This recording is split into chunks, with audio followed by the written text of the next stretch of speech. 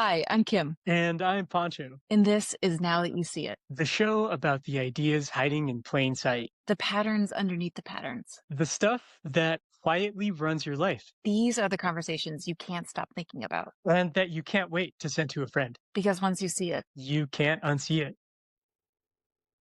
Welcome, Welcome. everybody. Yeah. Stephanie, thank you for Yeah, joining us. I'm glad to be here. And yeah, yeah. yeah. Today we've got not a short episode, but a guest episode. Stephanie, you're joining us. You have a varied background. You've done a lot of things in your life. Would you mind introducing yourself to the audience in whatever way feels best for you? I'm happy to. My name is Stephanie Peirolo, and yes, it's Italian. I am second generation, and I am a board certified executive coach. I've been an executive coach for, over 10 years now, working primarily with leaders of companies that make cool things like advertising or films or nifty consumer products. I worked a lot with people in making decisions, and they encouraged me to write that down. So last year I published a book called The Saint and the Drunk, a guide to making the big decisions in your life. And so in the last year, I started working more with people who are at some sort of a turning point in their life. And whether it's a personal one or a professional one, or they're just have a question that they're not sure how they want to address. Interestingly enough, I voiced the audiobook and found out that I had written a book about decision making and have trouble saying the word decision, which was a challenge for my audio engineer. So I will be careful this afternoon as we talk about decisions. Otherwise, I started out as a journalist, and I worked in business development for a long time because I was a single parent pretty young with two little kids that I was raising by myself. And so that really impacted kind of how I think about work and how I think about career, because I had a lot of other responsibilities that I had to manage. And that certainly influenced me. I have been a woman in leadership at a number of male dominated companies, both in technology and advertising. And that was an interesting experience. I think that's one of the reasons I work with so many women leaders. I am 63 years old, which I say always because I like to just remind people that there are 63-year-old women who are working and engaged and being creative and doing new cool things. I have two grandchildren who I completely dote on. I have a great video of my granddaughter reading my book and finding her name in it. And I'm like, that's my favorite video. I love that because one of the first things my daughter ever read was my byline on a newspaper. She was like 4 and she couldn't really read, but she knew my name. And so I love that sort of continuity. And let's see what else. I'm a recovering alcoholic. I've been sober for 37 years. So that's certainly influenced how I've moved through my professional and personal world. And I think that kind of covers the waterfront. Congratulations on the 37 years and also the 63 years. And Thank you. the granddaughter who can find your name on a byline. That's so great. So what is the thing that you've seen that you can't unsee that you want to share with our audience today? Yeah, I think it's the influence that the stories we are told about who we get to be. And I mean, by stories, I mean what we are told by our family, by our culture, sometimes by our religious tradition, that we are supposed to be. And a lot of us take those dictates as immutable fact, right? If I am the youngest daughter in a large family, it's my job to take care of mom and dad as they get older, right? If I am a woman, I am not allowed to be a CEO. Right. And we have these ideas, and often they're buried beneath the surface. But we believe they're true. We think they're real. And when we recognize, wait a minute, that's a construct that somebody told me that isn't real to me. It doesn't resonate for me. And it's actually really prevented me from moving forward. You can't unsee that, right? So the way that I think about it is, like those scenes in movies or books where some children are digging in a basement and they come across an unexploded bomb in London from the Blitz, right? That idea of sort of unexploded hidden ordnance that can blow things up. And that notion, I just wrote a Substack about this, that notion of like being your own bomb disposal unit. Is there something that I am carrying that no longer serves me, that could actually be dangerous or harming me? And how do I defuse that so that I can move more easily through the world? So I think I often say to clients, I invite you to reframe that narrative. And that invitation to reframe a narrative, it assumes that you are recognizing it is a narrative, it is story, it is not fact. And there's something, once you see those stories, you can't unsee it. Can you give us an example of a story in your life that you were like, whoa, I didn't know I thought that, and that changes everything? Well, there's so many. And I also think that there's things that change as you get older, right? But like the first one that comes to my mind is that when I was a young woman, I was a freshman in college, and I had a very difficult relationship with my mother because she was a very difficult woman. And I was talking with some other freshmen in my dorm room, and we were talking about gender. And some of these other women talked about their mothers. And I had this recognition that I had so much hurt towards my mom. I felt a lot of hatred towards her. And I thought, I hate her. I hate women. But wait, I'm a woman. So oops, like how do I navigate that? Right. So one is I had a whole set of narratives about trusting women's reliability emotionally, all these things that I had to navigate as I was 18 years old as a woman, and thinking about my relationships with women and trusting women and having women as friends. And then of course I grew up and had a daughter and had to continue to navigate that. Now I will also name that there are stories that can be very supportive that we can tap into. Right. So one of the things that I mentioned is in my book is that I was a single mom very young. I was in my 20s. I had 2 kids. Their dad, my ex-husband, decided he needed to live in Europe and left. And I didn't have much money. I was working 3 jobs, no family support. It was crazy.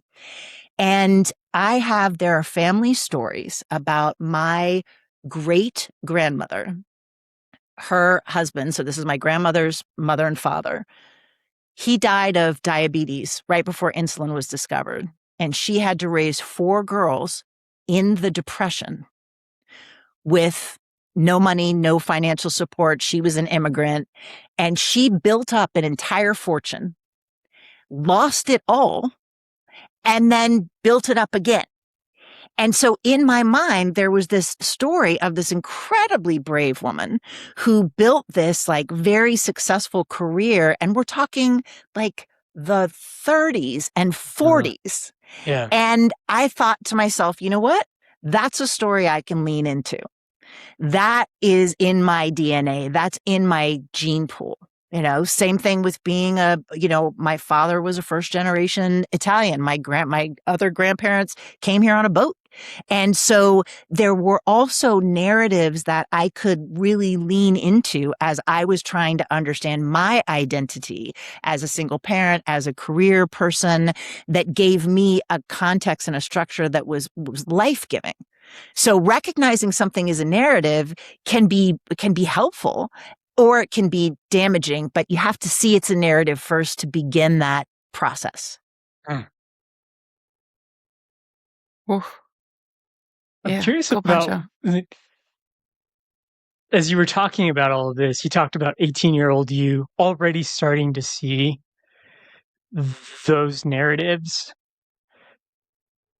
what was the point at which you recognized that there were narratives and that they weren't necessarily Yeah. true? Was there a point in your life where you had the light bulb moment of like, I don't have to believe this stuff. I can look at it differently.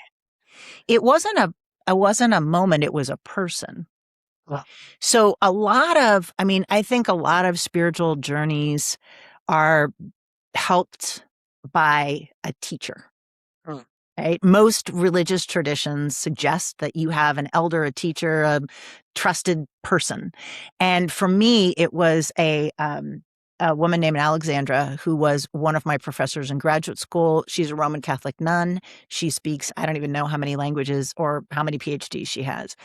She is taught me about, she's the one who told me the phrase, reframe your narratives. Right. And that phrase came from her.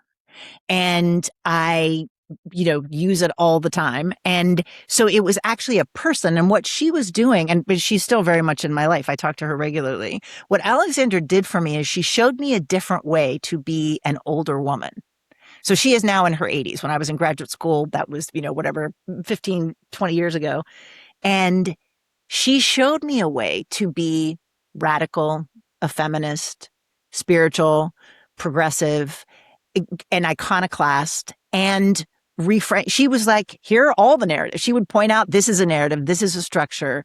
And she really taught me a way to look at the world that it wasn't a light bulb moment. It was like a light bulb person. And so I think the idea of recognizing when you find a light bulb person, you need to be careful, because there are people who try to be light bulbs and make money off of it, and they're not. But, if you can do kind of a couple of checks, then a lot of times those pivotal moments can shift on wisdom that you learn from another person. Yeah. Okay, so that was the one question that came up as you were talking about, kind of the narratives. The second one, just kind of to reflect it back to you, I'm hearing you say that, or at least it sounds like the emphasis on the narratives isn't so much whether they're true or whether they're not true, but whether they are helpful or whether they are, like a bomb that you need a bomb disposal team for, whether they're potentially going to blow up on you if you don't recognize them and kind of get them out safely. Does that resonate with the way you think about it, or how would you say absolutely. that? Yeah, absolutely. But I think it's less about, I'm always very careful about anything that's binary, right? Mm. Like true, false, good, bad, real, not real. And I think that the idea with the narratives is to recognize that they exist and that we need to watch out for them. Right. And another thing that I'll say is that, like, what I find that is that there are narratives that I have recognized and think that I have let go of and believe that I have rejected. And then I just do the thing. And I'm like, oh, what is happening right now? How is it possible that I'm doing this thing that I don't agree with, don't think is appropriate, is not in line with my values? And I just did the thing. And so I think it's also recognizing that these stories, some of them are so deeply ingrained in us, it's almost at a cellular level. And to have compassion for ourselves, to have compassion with other people, that you can't always intentionally say, oh, I am done with that narrative where I do everything that my demanding parents ask me to do. I will never do that again.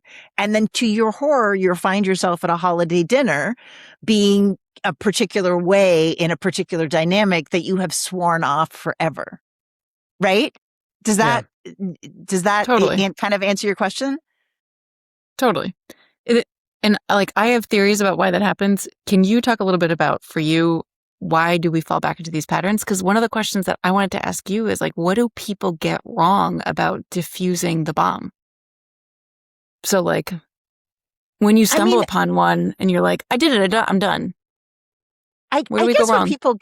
I guess what people get wrong about it is, I think one, sadly, there's often another bomb, right? Like so often in my life, I think, okay, I have done my spiritual practice on this. I've journaled the heck out of this. I've talked to all my wise people. I am done and dusted. Never again will I have to visit this particular challenge. And then 3 weeks, 3 months, 3 years later, there it is again. And so I think one, recognizing that, some of the more challenging narratives that we have are going to come back again. And then I think also it's important to recognize that many of, there's the positive stories we talked about, but many of the negative stories that we carry are part of a comprehensive and systemic structure, which we can never escape from, right? So I am grappling with ways in which patriarchy and misogyny show up inside of me and how I treat myself and make my own personal choices. And I've had men clients who have had that experience. They will catch themselves doing something to a woman in their family, maybe their spouse or their daughter or someone that they work with, and be like, I can't believe I just did that sexist thing. I can't, I'm not that person, right? And so I think it's understanding that one of the things we get wrong is that often we are told that a systemic failing is our personal problem. So, for example, we are often told, and again, I work with a lot of women who are in very high-powered jobs, and often they will talk to us about burnout, which, Kim, I know is they'll talk to me about burnout. And I think that there is this sort of cultural narrative that if a woman is burnt out, she needs to buy some nice scented candles, get a massage, and maybe take a trip. And I often will say to a woman, I will get curious about what are the circumstances of her life, right? The reality is that most women who are in relationships with men do the majority of the emotional labor, the physical labor, the household chores, the cooking, and all of the childcare. That is a fact. So one of the questions, it is, Pew Research will show you that is the fact. So the first thing I'm curious about is like, what's your husband doing at home, right? I may or may not ask that, but I would of a client, but I would certainly ask that of a friend. You think about people of any gender who are dealing with a sick child or a sick parent or their own health issues. In the United States, they have the hellish complexity of accessing medical care and getting insurance approvals through a for-profit system, which is meant to make money and not necessarily provide services. I unfortunately know this from bitter experience with a son who was profoundly disabled. So the reason that many of us are burnt out is not because we should have a better meditation practice or be journaling more. It is because we live in late stage capitalism and an individualistic, atomized framework where we don't have the very real support we need from our family, from our community, from our systems. And so the idea is, I think one of the problems people get wrong is, and especially women, this must be my fault. Yeah. Right? If I am still having that muscle memory of the patriarchy and responding to that, it is because I am not evolved enough. As opposed to saying, wow, I've been swimming in this sea my whole life. And of course, it's impacted me. And the analogy that I used in my Substack was someone who gets lung cancer at 70 years old and is chided for the fact that when they were 17, they smoked some cigarettes behind the bleachers. And no one wants to acknowledge that they live next to a factory that was polluting their air for their entire adult life. And so often we turn to that. Well, I am experiencing whatever it is because I have failed as a person. I am not evolved enough, whatever the heck, as opposed to saying there's no way to protect yourself from some of these systemic issues. Okay, so Stephanie, here's my I get it and also challenge question of how do you make sense of this? So whenever I hear imposter syndrome, I think of it as a red, especially from women. I think of that as a red flag of okay, you've probably in some degree internalized some of the narratives out there around patriarchy or less than, or I need to serve, I need to be the giver. and I need to be perfect. And that can happen for people of all genders. And also because of just like socialized stuff, it tends to happen to women. So I see imposter syndrome as like both real and a red flag. In part because you're right, like late stage capitalism can make these values seem like it's unwinnable to not perform them. And yet you are an executive coach to women in high powered jobs who are both embedded in and in some cases benefiting from late stage capitalism. How do you help them unwind the narratives while still being part of the system and still potentially improving the system while they're in it? Right. I mean, that's a great question. And I first want to mention something. Please. One of the things that really changed how I see imposter syndrome is an article a few years ago in the Harvard Business Review by Ruchika Tolshan and Jodi Ann Burry. They're both women of color. They both actually live in Seattle. Yay, Seattle, where I live. And they talk about the fact that imposter syndrome is for them it's the reason they have, and I'm not doing justice to the article, but what I recall of it was they feel challenged at work because of the constant nonstop racism that they face. And they, people can internalize that. And so what they were saying, or the way that I read it, is it's not imposter syndrome, it's racism that we are trying to take on internally.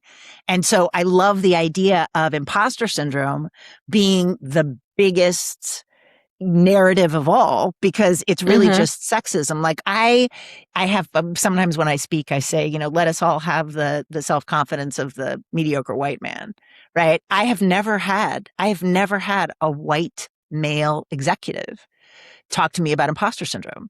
But I've had plenty of women, plenty of people of color talk to me about imposter. And I'm not suggesting that men don't have it or they can't have it, or that there isn't, some complexity to that.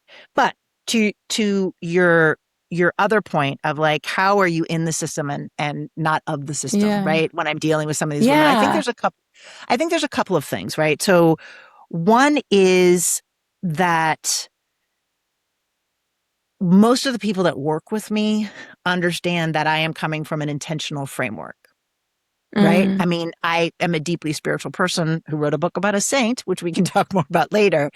I don't have any sort of specific religious practice or framework that I talk about. That actually has been one of the big challenges, and where I came up with a name for the saint and the drunk is, how do I translate some of the wisdom that I've gotten from my spiritual studies into a secular context that is available to anyone regardless of their belief. And I come back a lot to the word intention. Because intention it's open. And a lot of I think once of a client that I worked with, a CEO, a man who had a very specific intention and process to make the world a better place, who had built a really amazing organization around that intention. And he was one of the ones that made me realize this content could be helpful, because he's an atheist. But he found it really useful because he was able to say, as a person with an intention to be useful in the world, this discernment process sort of resonates for me. So most of the people that I work with have an intention. And so having an intention to run a company in a way that is just, to be a good boss, to support other women, right? Like I would say all of the women that I have worked with, and I would say all the men, have an intention to be helpful to the world, to the people that they pay. I mean, I've sat with a lot of senior C-suite folks the night before layoffs and felt the real significant pain. Now, needless to say, I'm not working with, anybody from what they call the FANG companies, right? So these are smaller organizations that have to do financially motivated layoffs or RIFs. And there's a real heartbreak. So one is, I think, trying to focus on what the intention is. And I think the other thing is recognizing, particularly for women. So, I live in Seattle. There's a lot of investments in VC here. And right before the pandemic, I was at a networking event. And I was talking to this woman who's a very successful venture capitalist. She was probably in her 50s at the time. And she said, look, you have to face it. Women are done with they are at their highest earning capacity in their mid 50s. Men are at their highest earning capacity in their mid 60s. So we have a decade less. And again, I don't have millions of dollars. I'm not in the venture capital world, but she is. And when you look at it, I see it, right? There are very few women who are CEOs. And there are lots of white men who are in positions of power. And so part of what I'm also focused on is, a lot of the women that I have worked with over the last 10 years are the breadwinner. Right? They are almost without exception, men and women have a spouse at home who takes care of all the things, which allows them the freedom to work and focus. And so if I'm working with a woman who is at a senior leadership C-suite position, I'm assuming that by the time she's 53, maybe 55, she's done. And so recognizing if you only have till 55 to achieve your financial objectives as the breadwinner, right? And provide for retirement, provide for your kids to go to college. That's an intention, right? Like there's nothing, I was a single mom. There's nothing wrong with saying I am going to work at a job so that I can support my family and provide financial security for me and my children. Yeah. Well, what I hear from you is to the question of how do you live in capitalism? It is a system that is around us everywhere and can provide benefits. How do you live in it without being burned by it, without being exposed unnecessarily to the harms, and without perpetuating the harms unnecessarily that it can perpetuate when left unchecked? How to be part of a positive system. And what I hear you saying is recognizing that there are costs for women, and there are costs for people who maybe have experienced systemic inequities their entire lives. And also, this is sort of the reality we're in. How do we make it as positive as possible? Meaning, how do you recognize what you have already going for you? How do you recognize what and I'm going to put words in your mouth a little bit, but the sense that this, you have more agency around your narratives than you may think you do, and that you don't have to take the statistics as truth. I'm putting a little bit of like your words in between what you've shared. Does that resonate with what you're saying, or you want to add anything to it? Edit?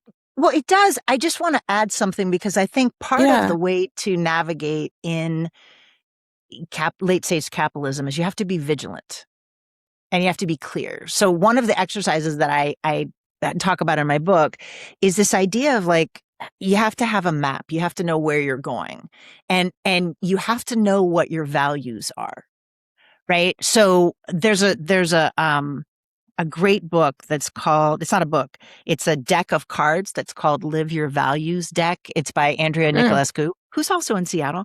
I can't remember the Lisa, I think, is the artist. Anyway, it's a sorting deck where you go through what is most important to you. And it's a great exercise. And I talk about that book in my book because you have to know what is most important to you. And you have to operate by what is most important to you. So as an example, I worked in advertising for a long time, and that's not I'm like, I spent years of my life learning about butter. Because we had butter because we had a big client, maybe not years. We had a big client that I pitched and won. That is, they make dairy products, right? And there's nothing wrong with dairy. Dairy's great, but it's not like I'm changing the world, right? I mean, my daughter's a nurse. She can go save lives. I'm helping, a company sell butter. But the idea was, I knew why I was doing it, to support my children, and I still had clear guidelines. I have never and will never work for a company that sells pharmaceuticals. right? Mm. I realize they're not all Sacklers, but I don't think that the pharma industry as it exists right now is something that I want to be associated with. Other people that I know have refused to work on, any kind of tobacco products or cannabis products or, whatever. And so the idea of knowing what you will and will not do, Yeah. right, Mhm. is important. Yeah. And I think sometimes we don't stop and get specific. Like I will ask that sometimes of clients. I will say, what is your ethic for firing someone? And they're like, what do you Mm. mean? And I'm like, and I'm not talking firing for cause. I'm talking about this person isn't just working in the role. I'm like, do you have an ethic that you need to give them a very real performance plan and provide them with coaching or assistance to, figure out their performance? Or do you think it's okay to just come in one day and just like fire somebody? Both things can be true. I mean, like I can see people making a choice, but the idea of saying, what is your ethic of? What is your ethic of hiring? What is your ethic of firing? What is your ethic of investing? To kind of, and I often suggest to my clients that they develop an Mm. ideal, right? Like, what is your ideal of being a leader? Right? You may not always live Mm. up to it, but what is your ideal of being a leader? Like, it might be, I want to hire people who are smarter than me. I don't ever want to lead with shame or punishment or fear. I want to, whatever it may be. And a lot of times we think, well, I have some values and yeah, but we don't really get specific about how do my values play out in the day to day of my workplace, in the day to day of my home. Totally. Yeah. Oh, I love that. I mean, just to repeat it back to you, it sounds like what you're saying is you pick and choose. Like, know your values, find your place.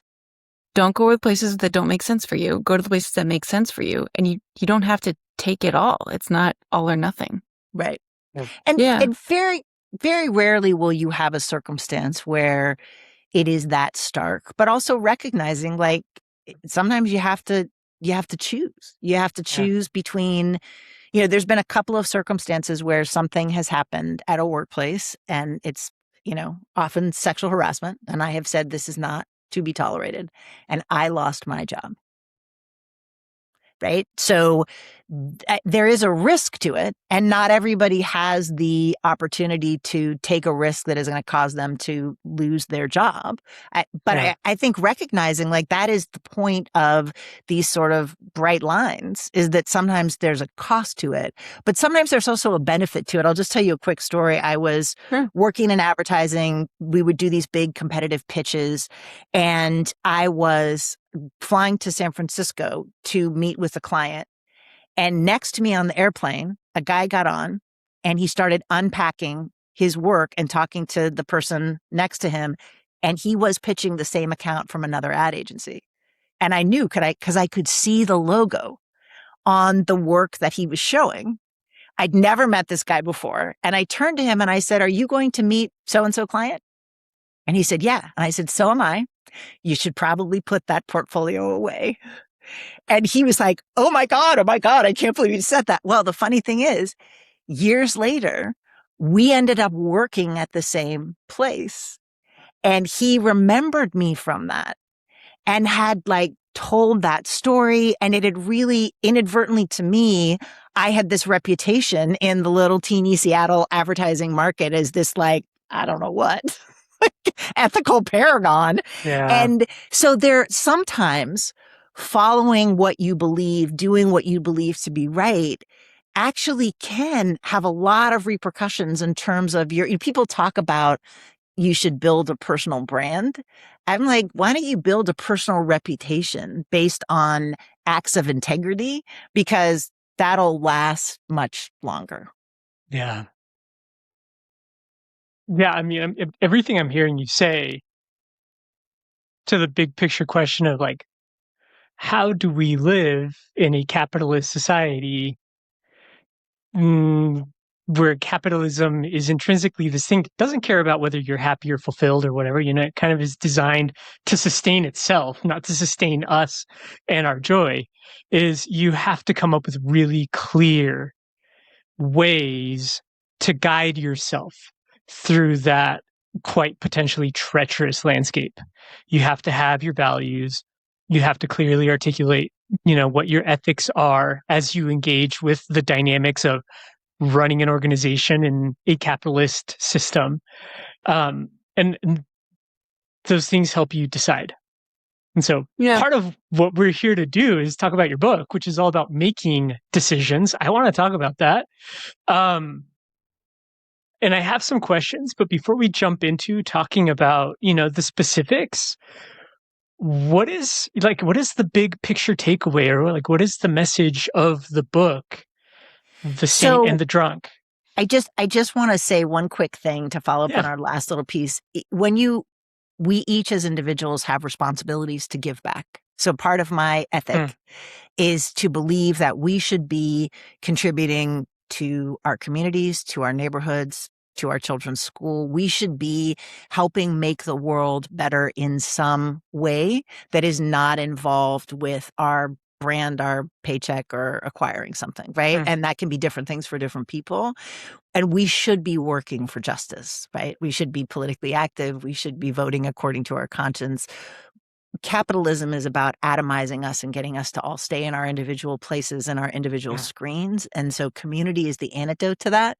And so wherever you can be in community, I don't care if it's square dancing or cleaning up a river, that is also how we survive as humans. So now to the book. So The Saint and the Drunk, the saint is Saint Ignatius of Loyola, who lived in the 1500s. He was a mercenary and he got wounded. I think he broke both his legs and he wanted to still be able to be a soldier. So he went to his family's castle in Spain to get better. And it took a long time because this is the 1500s. And he couldn't decide if he wanted to be a priest or go back to being a mercenary. And so he started doing this particular kind of meditation practice where he imagined himself on the battlefield using his body, right? So like the smell of the dust and all of these like very specifics. And then he noticed how he felt. And then he imagined himself being a priest and he noticed how he felt then. So he'd do these long meditations and he found that when he thought about being a mercenary and going back to the soldier life, he had this momentary uptick of kind of elation. And then he felt, And when he thought about being a priest, he felt good and he just had a sustained sense of well-being. And so he became a priest. And he was older than most of the young men in the seminary because he had been a soldier. And he had this way of making decisions that was based on this way of imagining yourself in a set of circumstances. And they said to him, how do you make decisions? Tell us, write it down. And so he wrote down what is now called the spiritual exercises of St. Ignatius of Loyola. And those young priests became he founded the Jesuit order, which is a kind of, in Catholic history, it's always been a little suspect because Jesuits believe you can go straight to God. You don't necessarily you can skip the Vatican. So they were always very rebellious. And the tradition of discernment is very strong. It is a Catholic practice. And I was a Catholic for most of my life. And so I went through the exercises when I was in my 30s. And it changed how I made decisions in a really profound way. But I was working in, as I still am, a very secular corporate environment. And so when people would say to me, whether it was coworkers or later on, coaching clients, they'd ask how I made decisions. And I might say, well, why don't you imagine yourself in one scenario and then imagine yourself in the other? And they were like, oh my God, that's so cool. Where'd you learn that? And I'm like, well, there's a saint. And so I struggled on how to give people access to those tools until I realized I could use the drunk. So the drunk in the title is Bill Wilson, who is the co-founder of Alcoholics Anonymous, who came up with the 12-step program that most people are familiar with. And it was explicitly Christian when they first started. And the idea is you do these steps and you have a spiritual experience. And they were thinking straight up Jesus, Christian, that idea. And a number of early members came and said, we're not Christians, or we don't believe in God. We're atheists. We're agnostic. Can we still have a spiritual experience? Or are we going to die alcoholics than drink ourselves to death. And so the early AAs came up with what they call the concept of a higher power, which is believe in anything, just not you as the source of all, everything.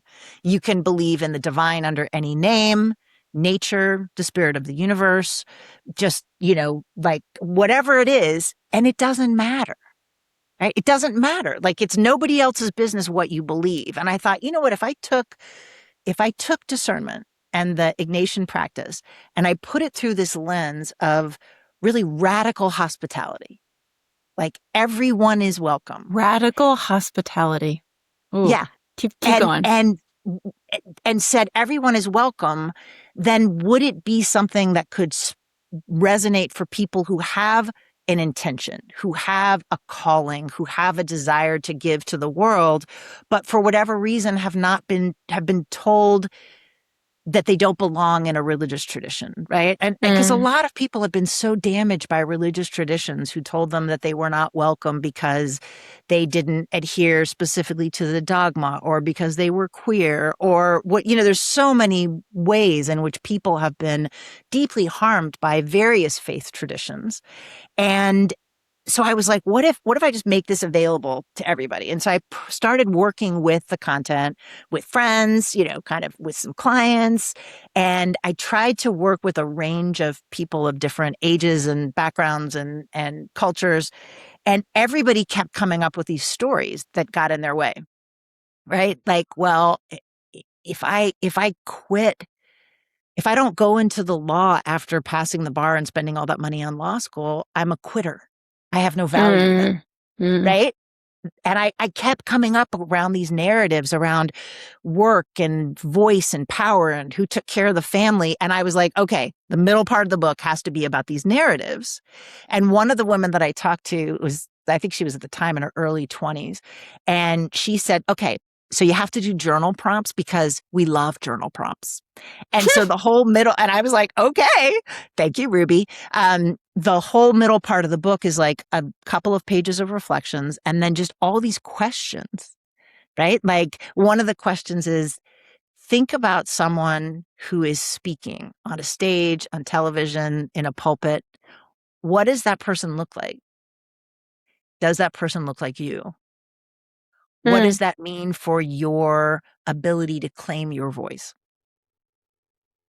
And so that whole section was the idea of the narratives. And then the last part of the second to last part of the book, I get into real practical applications because one of the things when I started reading about career guidance, I felt like a lot of career guidance fell into this kind of like, just manifest it, dream your big dream.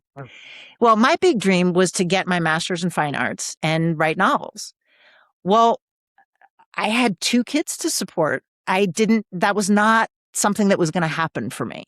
And so I was like, I want career advice that is very much grounded in the reality that we all have responsibilities. We can't always manifest our dream in the way we want at the time we want. I mean, again, you're talking to a woman who traditionally published her first book at 62 years old, right? From a little tiny publishing house in London, England, who I sent my book to on the slush pile. And they were like, yes, we like it. We will publish it. And, so I didn't lose the dream. I just had to postpone it for a while. And so the idea of any decision that we are making needs to be done within a framework of our reality and responsibilities. And so I wanted like practical tools. Like, how do you know what's right for you? And so there's a whole part of the book on like different tools that you can use because, of course, I'm trying to get people to tune into their inner wisdom. And so what I try to do the book is say, here's a bunch of tools, skip to the chapter that interests you and don't read the other ones if you don't want to, right? Because if you're trying to tune into your own inner wisdom, and if I'm trying to invite people to recognize they already know the answer and it is valid for them, and we're just trying to clear away anything that is between you and your inner knowing, then of course that means I don't want to interfere with their inner knowing. Yeah. Hmm. I've got something came up for me as you were talking about specifically did you say the saint's name is Saint Ignatius? Yeah. His system. And I'm hoping you can help me kind of square this circle. I'm a big fan of Daniel Gilbert's work in the book Stumbling on Happiness. Okay. Are you familiar I am by any not. chance? Okay. I'm not. So, very briefly, the idea and the premise behind Stumbling on Happiness, Daniel Gilbert, Harvard psychologist, is that we're actually quite bad. Like, we're not very good at imagining how certain future outcomes are going to leave us feeling. And like a really great example and case study on this is people. The theory is we generally carry an emotional baseline that's pretty established, and we are resilient human beings. Our nervous system, following big disruptive events, will eventually come back to that homeostatic emotional baseline. Maybe it'll find a slightly different emotional baseline, but that takes some work and intention. So he shares the example of a study where people who won the lottery and people who became paraplegics were both studied a year following either of those events, and their baseline happiness levels were about the same as they were before the event happened to them. And if you were to instead just sit there and ask yourself, how happy would I be if I were to win the lottery tomorrow, a year out? Or how happy would I be if I were to become a paraplegic tomorrow, a year out? You would not be very good at forecast. Like, you'd likely not say, I'd probably be about as happy as I am right now. Like all else constant. So I'm wondering from your perspective, I mean, obviously this works for people, right? Like, your system works for people. People come back and tell you like, wow, that was really helpful. Presented with that other framework, what comes to mind for you? Or, like, what's the nuance there that makes them both true? Well, I think that I just want to be clear that the goal is not happiness. Okay. The goal is okay. not to make decisions that make you happy. The goal is to make decisions that where you are of maximum service. So Ignatius's whole vocational discernment thing was about how am I called to serve God? Like, so the whole like when I did the discernment process for 9 months and prayed an hour every day studying scripture with 2 little kids as a single parent, it wasn't to get happy. It was to find out what it was that God was calling me to do. And God, by the way, was like, yeah, you're doing it. You're good. And I was like, okay, I guess so. And I think that's where the notion of intention comes in, right? Because I think that there are people, if you think about any calling that you have, whether it is a calling to be an artist, a parent, a career, there is an element of work in it. There is an element of struggle. There is an element of sacrifice. But there is also, for many people, you can't not do the thing, right? Like if you are called to do something, you feel an imperative to do that, whatever it is. And so I think, to me, the goal of the decisions, like I try to do this in everything that I do. How can I be helpful? It does not mean that I don't have boundaries. There are plenty of people who I have no interest in being helpful to at all. I'm not engaged with them. But if I am showing up at a podcast or a client or, talking to my daughter, my orientation is, how can I be helpful? And so I think the idea is, like, if you are making decisions to live your values, that will, I believe, make you ultimately have self-respect, strong relationships. You build self-respect by doing respectable actions, right? Like, I have a great relationship with my daughter. Like, she's a grown woman. We get along great. I respect her. I love her. A lot of her friends are like, and my friends, they're like, how do you have so many women don't get along with their parents? And it's like, well, if you spend your life trying to be an ethical person and care for the people that are around you, you do esteemable actions. People who do that tend to have strong relationships, community connections, people they can rely on. And to me, that is a part of, like, a good life. right? And that Yeah. happiness comes and goes, but knowing that I have, fought the good fight and run the race Yeah. and done the best that I could is a deeper sort of satisfaction. Yeah. Yeah. I love that distinction. I mean, and again, I always want to know, like, how are both of these things true, right? One's peer-reviewed research, another one's something that like clearly works. They're getting at two different things. I think both important things, but it's almost like now that I'm thinking about it, they're almost like two processes you can run in parallel. Like understanding what is it that I can do to figure out how to get to like positive affect with an A, like to positive emotions as an outcome. And then what is it that I can do to get to like meaningful, like a meaningful existence? I'm actually dedicating myself to something that, like the word you use is service, but like something that is actually substantial given the Positive story I want to affect tell with and my life. effect. Yeah. Well, Yeah. and if you Both. want, Sure. to me, if you want to be happier, go hang out with people in real life and try to be of service. That's again, like that. Generally, if you think about, when I think about people who are having the kind of older life, like who are in their 60s, 70s, 80s that I emulate, they are very engaged. And again, studies show that too, right? People who have a Totally. strong social network age, they have better mental capacity, all of those things. And a lot of them they're helping other people. They're volunteering, they're active in their community, they're showing up for, whatever. And so I do think that if the goal is to be of service, you will be relatively satisfied in your life. If the goal is to be happy, it depends For on sure. what you chase, right? I mean, there's tons of studies to back up. Like one of the most profound ways to create happiness is to just forget trying to be happy and just serve. Just like find something to go serve. And I'm like, I was also raised very Catholic, lot of Catholic, years and years and years and years of Catholic. And this is actually the second time discernment has come up on this podcast as like the process of deciding, like, do you want to go into a religious life? It's bringing up, as you're talking about St. Ignatius of Loyola, like, do I have this right? So he's a Jesuit, right? And the Jesuits were He founded the Jesuit order. He was the first Jesuit. Well, right. He's right. Contemplatives in action. So like their whole purpose of this order is acting. Actually, the contemplatives, I think the contemplatives are more sort of the Franciscan tradition. But in action, right? Contemplatives in action. Like yeah. the whole point is like act. Yes. Like I went to Sisters of Mercy schools and Augustinian schools, and that was more like acts of charity, but education.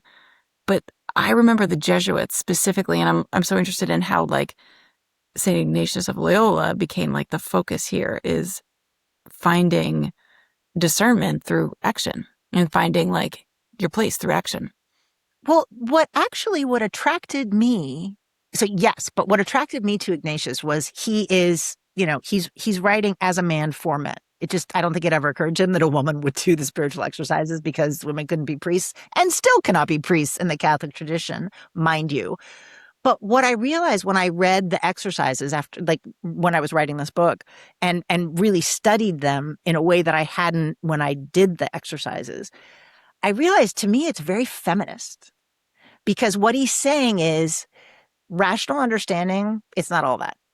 Right? You can use your imagination. You can use your body. And you know what? You should have a spiritual director. Yeah, he should be a priest, but you can go directly to the divine and you can learn from the divine what it is that the divine is calling you to do without any hierarchy, without a priest. And I'm going to give you specific instructions and on how to go and have a talk with God and get direction for your life.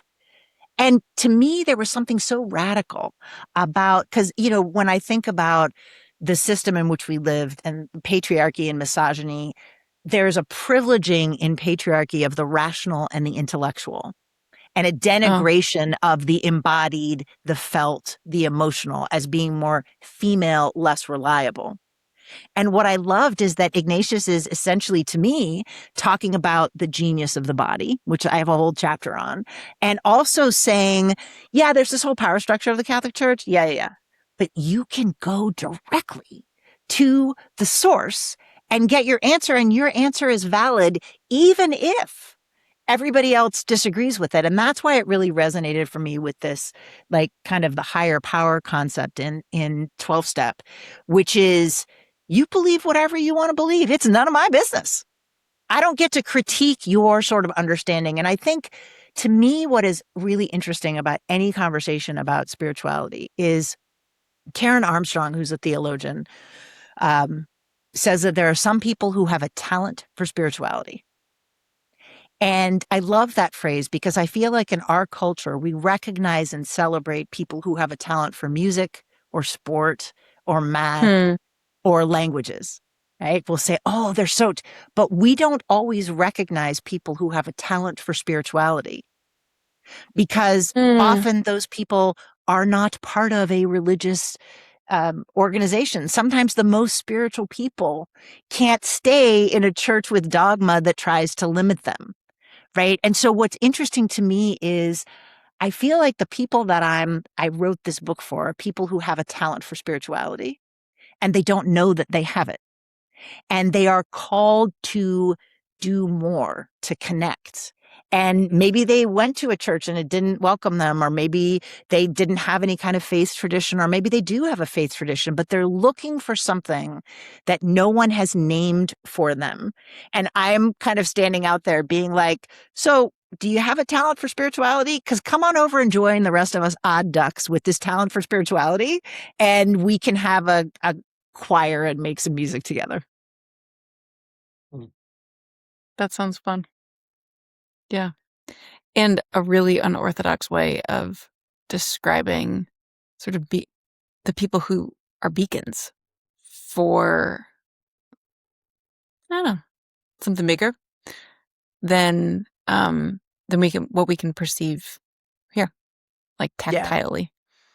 Yeah. Yeah. Who have a talent for the right brain. Yeah. So we are coming up on about our hour mark, and I wanna invite us to think a little bit about what sort of practical, this is like the last third of your book, right?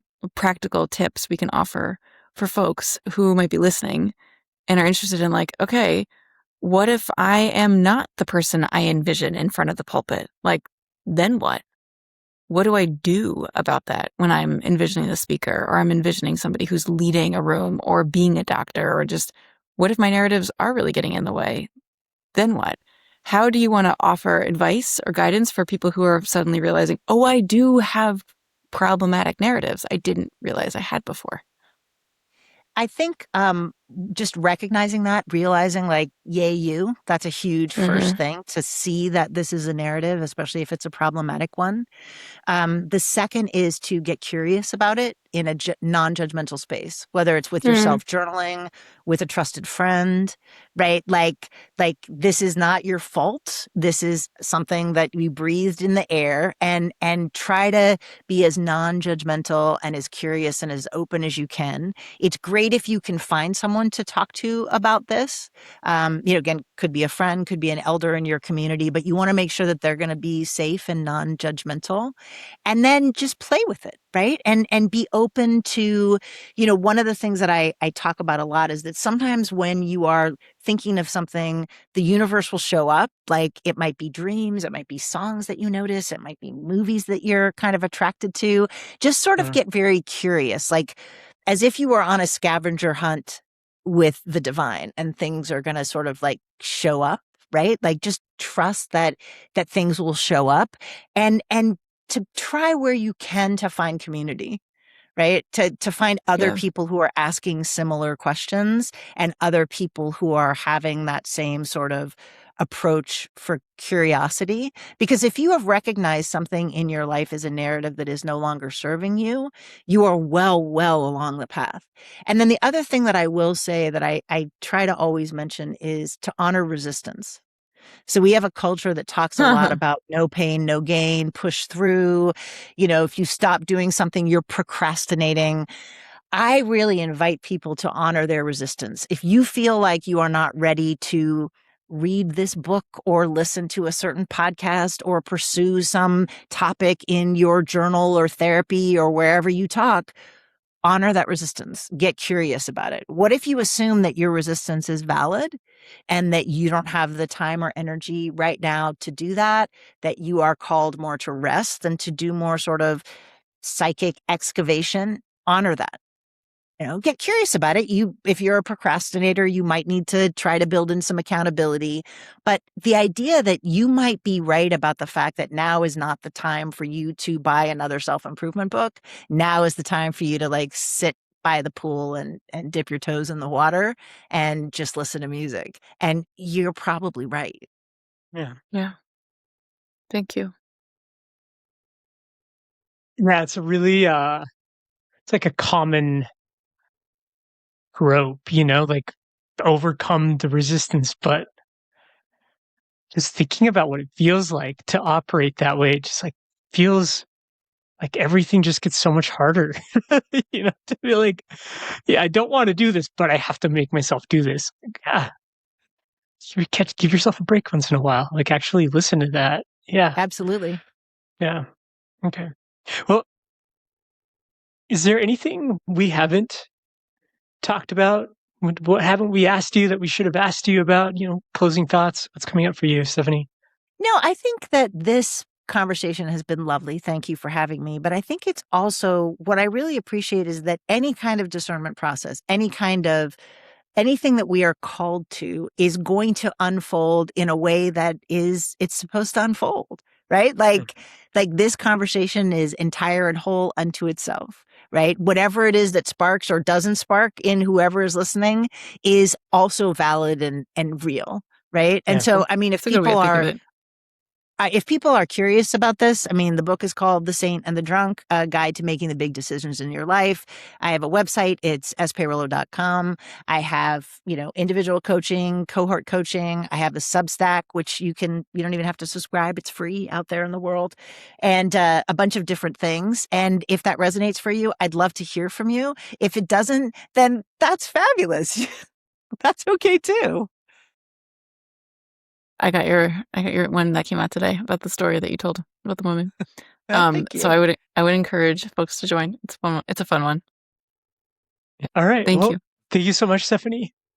I really Appreciate enjoyed it. speaking with you. Thank you for having me. Thank you. Bye. Bye, everybody.